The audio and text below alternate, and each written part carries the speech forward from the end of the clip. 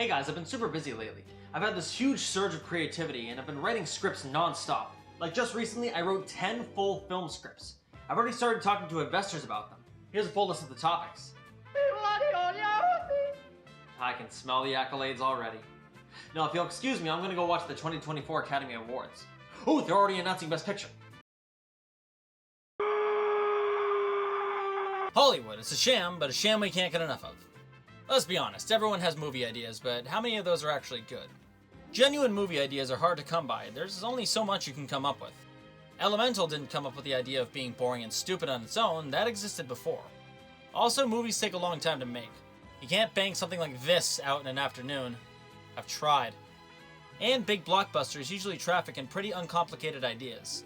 So if you're making, let's say, a big tentpole film dealing with a simple premise and it takes on average 2 years to make, you're gonna turn some heads for sure. This might explain, at least in part, where the phenomenon of twin movies comes into play. Every now and again, two movies with strikingly similar or even identical premises come out around the same time. Yeah, you're not only seeing double vision just because you forgot to take your meds, this is something that happens once in a while. It may not pop out in your mind immediately, but you've definitely asked yourself about it at least once whenever it comes up. And there's no shortage of examples. White House Down and Olympus Has Fallen both came out in 2013, both having to do with the White House being attacked and the main character being a security officer, played by Channing Tatum and Gerard Butler, respectively. Neither of them really make any sort of deeper commentary about the White House or the US government as a whole. Roland Emmerich, you let me down. Your movies are always so subtle. So the high concept idea of an action movie taking place in the White House is simple enough to where maybe it's made its way through the typical Hollywood channels. But maybe a studio that heard about it just so happened to have a script they were sitting on for years with that similar premise. They rush it into production, trying to overshadow the other, and BAM! Again, this is all speculation, but it's the most likely conclusion. Coincidences do happen for sure, but something this specific? My eyebrow is raised. Trust me, there's plenty of examples of this. Mission to Mars and Red Planet is another one. Yeah, the year 2000 didn't just happen to have some sort of big craze on Mars. Or Antz and A Bug's Life. Both early computer-generated films which came out in 1998 about insects. An utterly fascinating subject, I know. Speaking from a technical perspective, I do get why bugs would be appealing. Since computers weren't able to render complex textures at the time, something like bugs were easy since simple shapes were a lot more feasible. Ants are just a bunch of ovals and legs, not too hard to screw up. Oh, never mind, someone found a way. Although this example is both weird but hilariously transparent in how it came about. Nina Jacobson, a former executive at Disney, pitched the rough idea to them as early as 1988. A few years later in 1994, after a feud between Jeffrey Katzenberg, the then chairman of Disney's film division, and Michael Eisner, the then CEO of Disney, Katzenberg left the company to join Steven Spielberg and David Geffen in a joint venture in forming DreamWorks. Jacobson also left Disney around the same time, being brought on as an executive in which he pitched the idea for the film again. And a decade after it was originally pitched, Antz was released in October 1998. However, during the whole development of Antz, A Bug's Life production was pretty well known throughout the industry. John Lasseter and Katzenberg were even in contact throughout the production of Toy Story and early parts of A Bug's Life, to which Lasseter saw as blatant copying and was personally offended. The story gets a lot more convoluted from here, with Disney and DreamWorks forming a bitter rivalry, which resulted in things like The Prince of Egypt's release being delayed due to A Bug's Life's release in November of 1998. Now, while there's nothing to 100% confirm that Antz took direct inspiration from A Bug's Life, the timing among the productions and bleed over of personnel makes speculation inevitable. Although that's what I want to frame this as only being, speculation. When you watch the two films back to back, you get a pretty different experience story-wise. It's important to view this from an anti-absolutist perspective. The word I'm sure is on your mind is plagiarism, but that's just not applicable here. See, plagiarism is only apt when ideas conveyed in a specific way are taken. Concepts or ideas on their own, at least in a broad sense, aren't.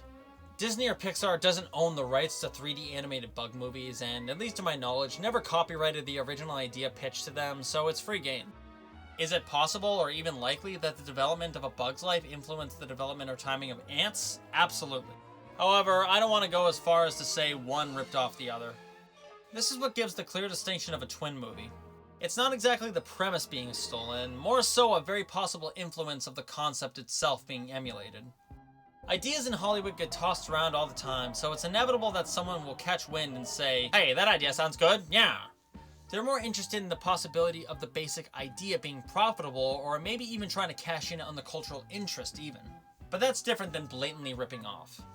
Something like movies by The Asylum, or whatever the hell Daily Wire is doing nowadays, is an example of ripping off because they aren't made to potentially compete with these larger films, they're riding the coattails of them, trying to capitalize on that movie specifically and not really offering their own take.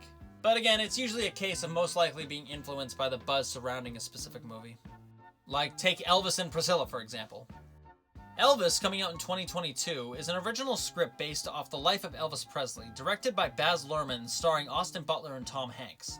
Priscilla, coming out in 2023, is based on the autobiography Elvis and Me, written by Priscilla Presley and directed by Sofia Coppola, starring Jacob Elordi and Kaylee Spaney. Both with different goals in mind, since one obviously focuses on Elvis himself, with the other focusing on Priscilla. This leads to both movies having extremely different executions, both in their individual tone and goals. As I've mentioned before, while I enjoyed Elvis enough, I liked Priscilla considerably more. One thing in particular I liked is how intimate it is, implying the scale of Elvis' fame as a figure rather than just blatantly showing it. You like Elvis Presley? Of course. Who doesn't? Contrasting this ADHD-fueled fever dream. But because Elvis covers a lot more ground in showing you the entire scope of him, they didn't really have time to get into the nuances of his life. Whereas Priscilla was able to really take its time in showing the relationship between the two of them. Unlike in Elvis, where Priscilla's in like 3 scenes. While you get a different experience in watching the two films, if you want something to resonate with you more, Priscilla gets the job done far better. But what made these films come out so close together like how they did? Well, it's all speculative, of course, but what most likely occurred is Elvis was greenlit into production. Having a notable director and 2 very bankable stars with a $100 million budget, the movie probably had an extensive production. Word gets around fast in Hollywood, and a different studio most likely already had the rights to Elvis and Me, so they prioritized its production. If this is correct, does it mean they're riding off at least the momentum of the first film? A bit, sure. But again, the experience you get from one is extremely different from the other. Especially that the priorities of the two are vastly different. I can't imagine what Sofia Coppola was on if Priscilla had the same style as Elvis. But with both movies taking an obscenely long time to produce, it's anyone's guess as to whether it's some kind of influence or purely a coincidence. Hey, that rhymes. You guys remember that one year where they made a bunch of Pinocchio movies all at the same time? It was the one time our species found common ground on something. We're so close to world peace. This is one of the more famous recent examples. Disney's live-action Pinocchio remake and Guillermo del Toro's Pinocchio are releasing at basically the same time. Disney's film being a remake of the original 1940 film, and Del Toro's being more so an adaptation of the book itself. Once you get past the core stories of them, by that I mean the loose core stories because there's plenty of differences, the two films are basically nothing alike, right down to the aesthetics. Del Toro's being a stop-motion film, which I'm always a sucker for, and Disney's being a combination of live-action and motion capture. It's so lame. Using a real puppet would have been so much more interesting. Who would even insist on using mocap for something like this anyway? Oh, okay, gotcha. The thing with it is both of these films are vastly different takes on the same subject matter. They both have core morals regarding family or honesty. However, their approaches to those values are what makes them different. I like the angle that Del Toro's takes in incorporating World War II into the story, despite obviously not being in the original text.